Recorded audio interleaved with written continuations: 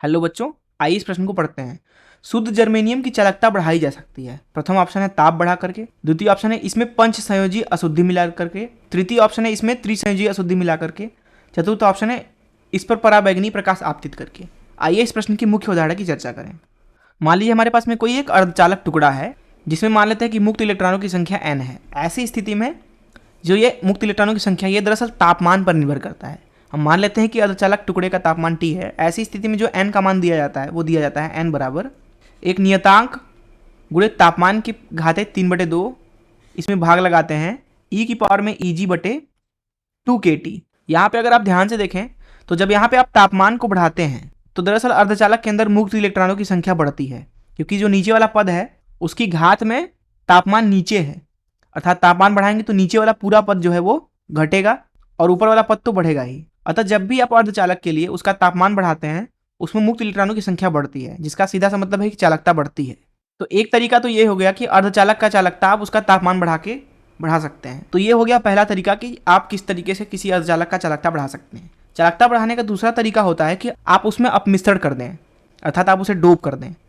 Dope करने का मतलब है कि आप उसमें कोई अशुद्धि मिला दें। चलिए हम उदाहरण के लिए यहाँ पे सिलिकॉन ले लेते हैं। मान लेते हैं जो ये अर्धचालक है वो सिलिकॉन है। अब जो सिलिकॉन होता है उसका परमाणु क्रमांक 14 होता है।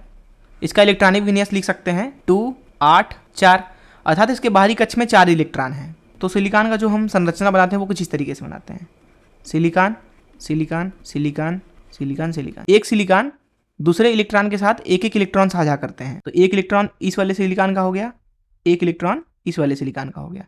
इसी तरीके से यहाँ पे भी 2 इलेक्ट्रॉन होंगे, यहाँ पे भी, यहाँ पे भी, क्योंकि एक सिलिकॉन के बाहरी कक्ष में 4 इलेक्ट्रॉन होंगे, कुछ इस तरीके से। अब क्योंकि जो सिलिकॉन का पूरा अर्धचालक होगा उसमें सिलिकॉन के एक परमाणु नहीं बल्कि लाखों करोड़ों सिलिकॉन परमाणु होंगे, क्योंकि ये चतुर्संयोजी है। इसको अगर पंच संयोजी अथवा इससे कम संयोजकता वाले किसी तत्व को इसमें डाल दें तो होगा ये कि इसमें या तो मुक्त इलेक्ट्रॉनों की संख्या बढ़ जाएगी या फिर होलों की संख्या बढ़ जाएगी। आइए देखते हैं किस तरीके से। अब सिलिकॉन के अंदर अगर हम अपमिश्रण करना चाहते हैं तो दरअसल इसकी चालकता बढ़ाने के लिए हम 2 तरीके से अपमिश्रण करते हैं। पहला यह है कि हम सिलिकॉन के अंदर एक पंच संयोजी तत्व डाल दें। दूसरा तरीका होता है कि हम इसमें त्रिसंयोजी तत्व डाल दें। आइए समझते हैं कि पंच संयोजी तत्व अथवा त्रिसंयोजी तत्व को जब हम सिलिकॉन के अंदर मिलाते हैं तो उसकी चालकता किस तरह से बदलती है। यहाँ पे आप देख सकते हैं कि जो ये प्रथम स्थिति है ये तब प्राप्त होती है जब हम सिलिकॉन के अंदर एक पंच संयोजी तत्व डालते हैं। वहीं यहाँ पे जो दूसरी स्थिति दिखाई गई है ये तब प्राप्त होती है जब सिलिकॉन के अंदर हम त्रिसंयोजी तत्व डालते हैं। अब अगर बात करें पंच संयोजी तत्वों की तो फास्फोरस, आर्सेनिक, Sb इत्यादि जो तत्व हैं ये दरअसल पंच संयोजी तत्व होते हैं।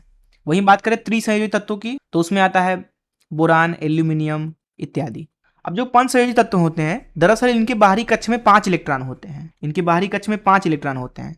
वहीं जो त्रिसंयोजी तत्व होते हैं इनके बाहरी कक्ष में 3 इलेक्ट्रॉन होते हैं। अब जो पूरा सिलिकॉन अर्धचालक है उसमें हर एक सिलिकॉन परमाणु अपने चारों तरफ 4 सिलिकॉन परमाणुओं से बंध बनाता है, अर्थात जब भी आप पंच संयोजी तत्व सिलिकॉन के अंदर डालेंगे तो उस पंच संयोजी तत्व को केवल 4 बंध बनाने का मौका मिलेगा। वहीं अगर आप त्रिसंयोजी तत्व डालते हैं तब भी उस त्रिसंयोजी को केवल 4 बंध ही बनाने का अधिक से अधिक मौका मिलेगा, लेकिन त्रिसंयोजी तत्व जो है वो 4 बंध कभी नहीं बना सकता है। अर्थात चौथे बंध में यहाँ पे इलेक्ट्रॉन साझा करने के लिए त्रिसंयोजी तत्व के पास में इलेक्ट्रॉन है ही नहीं, क्योंकि जो भी इलेक्ट्रॉन साझा होते हैं वो दरअसल बाहरी कक्ष के इलेक्ट्रॉन साझा होते हैं।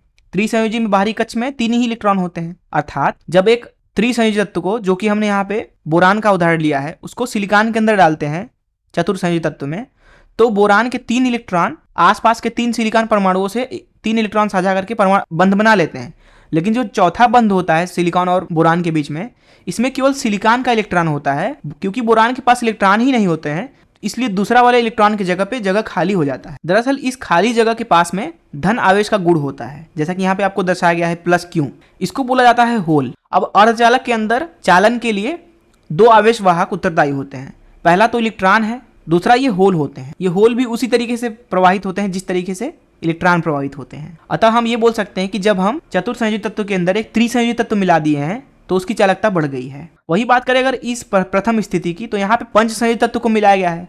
अब जो पंच संयोजी तत्व होता है उसके बाहरी कक्ष में 5 इलेक्ट्रॉन होता है, अर्थात वो अधिक से अधिक 5 बंध बना सकता है, किंतु क्योंकि ये सिलिकॉन के अंदर है तो एक सिलिकॉन 4 बंध से ज्यादा बना नहीं सकता, इसलिए इस पंच संयोजी तत्व को केवल 4 बंध बनाने का मौका मिले। तो यहाँ पे उसने अपने 4 इलेक्ट्रॉन जो है वो 4 सिलिकॉन परमाणु से साझा कर लिए, लेकिन जो उसका 5वां इलेक्ट्रॉन है बाहरी कक्ष में वो दरअसल अब इस्तेमाल नहीं हो रहा है। अर्थात वो मुक्त हो जाएगा। अब जो ये मुक्त इलेक्ट्रॉन है इसको हम चालन इलेक्ट्रॉन बोलते हैं। क्योंकि ये मुक्त है इसलिए इस अपमिश्रण से सिलिकॉन अर्धचालक के अंदर मुक्त इलेक्ट्रॉनों की संख्या बढ़ गई, अर्थात उनकी चालकता बढ़ गई। तो इस तरीके से हमने अर्धचालक के अंदर दो चालकता बढ़ाने वाले तरीकों को देखा। तो यहाँ पे हमने भले ही सिलिकॉन का उदाहरण लिया है, लेकिन ये किसी और भी अर्धचालक के लिए सही हो सकता है। तो इस मुख्य उदाहरण का इस्तेमाल करके आइए इस प्रश्न को हल करते हैं। यहाँ पे बोला जा रहा है कि जर्मेनियम की चालकता किस तरह से बढ़ा सकते हैं। तो यहाँ पे हमने सिलिकॉन का उदाहरण लिया था, तो मुख्य उदाहरण में हमने सिलिकॉन का उदाहरण लिया था जो कि चतुर्संयोजी है। बात करें अगर हम जर्मेनियम की, तो दरअसल ये भी चतुर्संयोजी तत्व होता है। कार्बन, सिलिकॉन, जर्मेनियम, एसएन, ये सभी तत्व जो है ये दरअसल चतुर्संयोजी तत्व होते हैं। अर्थात जिस तरीके से हमने सिलिकॉन की चालकता को बढ़ाया उसी तरीके से हम जर्मेनियम की भी चालकता बढ़ा सकते हैं। अब यहाँ पे अगर हम मुख्य उदाहरण का इस्तेमाल करके इस प्रश्न को हल करें तो बोला जा रहा है कि जर्मेनियम की चालकता किस तरीके से बढ़ाई जा सकती है। तो पहले नियम में हमने देख लिया है कि तापमान बढ़ाने पर दरअसल चालकता बढ़ती है। तो पहला ऑप्शन तो सही है। दूसरे ऑप्शन पे चलें अगर, तो बोला जा रहा है कि इसमें पंच संयोजी अशुद्धि मिला दें। जैसा कि मैंने आपको बताया कि अगर चतुर्संयोजी तत्व में हम पंच संयोजी तत्व मिलाएं अथवा त्रिसंयोजी तत्व मिलाएं उसकी चालकता बढ़ जाती है, क्योंकि आवेश वाहकों की संख्या बढ़ जाती है। अतः ये भी हमारा ऑप्शन जो है वो सही है। सी पे चलते हैं, इसमें त्रिसंयोजी अशुद्धि मिला करके। बिल्कुल सही बात है, क्योंकि जर्मेनियम एक चतुर्संयोजी तत्व है, अर्थात उसकी चालकता यहाँ पे त्रिसंयोजी तत्व मिलाकर भी बढ़ाई जा सकती है। तो सी ऑप्शन भी सही हो गया। अगर बात करें चतुर्थ ऑप्शन की, तो चौथे ऑप्शन में बोला जा रहा है कि इस पर पराबैंगनी प्रकाश आपतित करा करके। दरअसल ये भी ऑप्शन सही है। आइए इस चीज को समझते हैं। तो अगर हम किसी भी अर्धचालक के लिए, मान लीजिए वो जर्मेनियम ही क्यों ना हो, ऊर्जा बैंड ग्राफ बनाएं, तो इधर वाई अक्ष पे ऊर्जा लिया जाता है।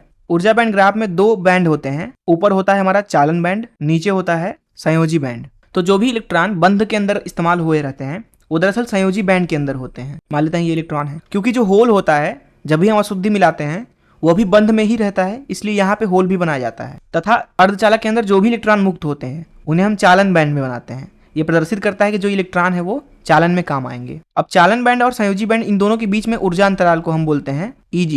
अब होगा ये कि जब भी आप अर्धचालक के ऊपर पराबैंगनी किरणें डालेंगे, जिन्हें हम यूवी भी बोलते हैं, अब जो यूवी प्रकाश होते हैं दरअसल इनका तरंगदैर्ध्य बहुत ही कम होता है, अर्थात जो इनकी ऊर्जा है वो दरअसल बहुत ज्यादा होती है। प्रायोगिक रूप में हम इसे पाते हैं Eg से बड़ा। अतः यहाँ पे जो भी इलेक्ट्रॉन संयोजी बंध में है दरअसल वो इस ऊर्जा को सोख करके चालन बैंड में चले जाएंगे। अब जब इलेक्ट्रॉन इस जगह को छोड़कर चालन बैंड में जाएंगे तो ऊपर इलेक्ट्रॉनों की संख्या बढ़ेगी और नीचे होल की संख्या बढ़ेगी, अर्थात यूवी प्रकाश डालने के बाद अर्धचालक के अंदर मुक्त इलेक्ट्रॉन भी बढ़ गए तथा होल की संख्या भी बढ़ गई।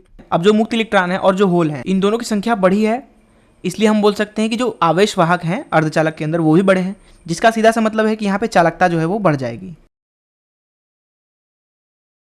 तो इस तरीके से हमने इस प्रश्न को हल कर लिया। मैं आशा करता हूँ कि आपको इस प्रश्न का हल जरूर समझ में आया होगा। धन्यवाद।